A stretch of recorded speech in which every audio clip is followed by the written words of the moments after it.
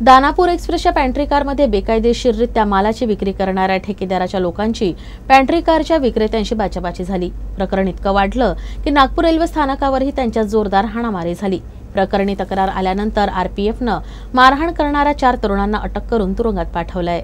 Railway सुरक्षा दलाच्या कडक कारवाईनंतरही स्थानक आणि रेल्वे गाड्यांमध्ये अवैध फेरीवाल्यांची संख्या कमी होत नाहीये। आता आपला माल विकण्याच्या शर्यतीत हे विक्रेते भांडणही सोडत नाही।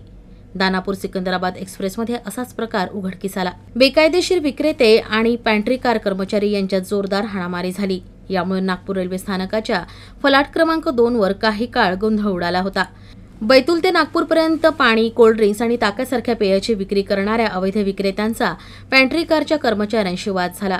कर्मचाऱ्यांनी अवैध विक्रेत्याला पाण्याच्या बाटल्या विकण्यापासून रोखल्याची माहिती आहे। शिवगाळ केल्यानंतर काही वेळातच त्यांच्यात बाचाबाची सुरू झाली। त्यानंतर हे प्रकरण पॅन्ट्री कारच्या व्यवस्थापकापर्यंत पोहोचलं। दरम्यान त्यांनी काही अवैध विक्रेत्यांना पॅन्ट्री कारमध्येच बसवलं। या दरम्यान ही गाडी नागपूर रेल्वे स्थानकाच्या फलाट क्रमांक 2 वर पोहोचली। रेल्वे स्थानकावर गाडी थांबताच दोन्ही गटांमध्ये पुन्हा एकदा बाचाबाची सुरू झाली। दरम्यान रेल्वे स्थानकावर गस्त घालत असलेल्या आरपीएफच्या पथकानं तिथं पोहोचून प्रकरण शांत केलं। त्यानंतर हल्ला करणाऱ्या 4 तरुणांना अटक करून त्यांना तुरुंगात पाठवलं। मात्र या घटनेनंतर नागपूर रेल्वे स्थानकावर काही काळ गोंधळाचं वातावरण निर्माण झालं होतं।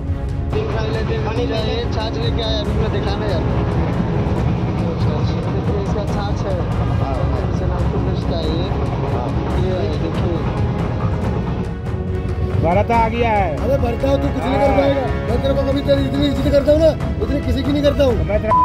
तू कुछ सर पे चढ़ रहा है। गुस्सा मत कर। गुस्सा नहीं कर रहा हूँ मैं तेरे को, कभी तेरे जंगल में कभी पैर रखने नहीं आता। ये मारपीट हुआ नागपुर में। आदमी लड़के बुला के लोग मारपीट कर रहे हैं।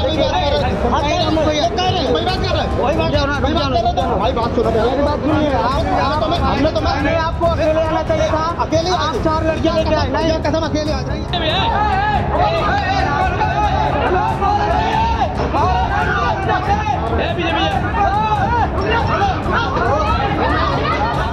देखिए